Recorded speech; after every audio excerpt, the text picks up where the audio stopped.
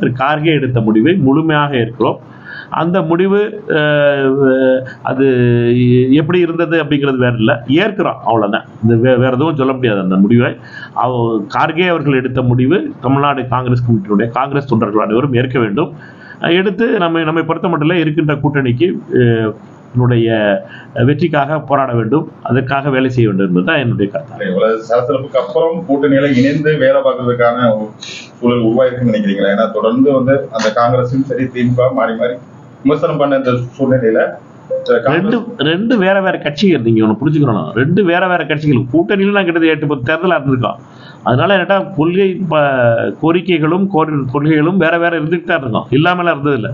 எங்களுக்கு பிடிக்காத அவங்க பேசலாம், அவங்களுக்கு பிடிக்காத நாங்க பேசலாம். ஆனா தேர்தல் போடும் பொழுது எங்களை பொறுத்த மட்டும் விட்டு கொடுத்து சில தியாகங்களை செய்து நாங்களும் தியாகம் செய்ய வேண்டியா இருக்கு, அவர்களும் தியாகம் செய்ய வேண்டியா இருக்கு, மற்ற கட்சிகளும் கம்யூனிஸ்ட் கட்சிகளும் தியாகம் செய்ய வேண்டியா இருக்கு, விடுதலை சிறுத்தைகளும் தியாகம் செய்ய வேண்டியா இருக்கு.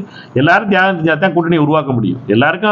எல்லாருடைய ஆசைகளும் வேற வேறையா இருக்கலாம், ஆனா ஒரு காமன் கிரவுண்ட்ல இறங்க வேண்டியதா இருக்கு. இதுதான் கூட்டணியுடைய மிக முக்கியமான தத்துவம்.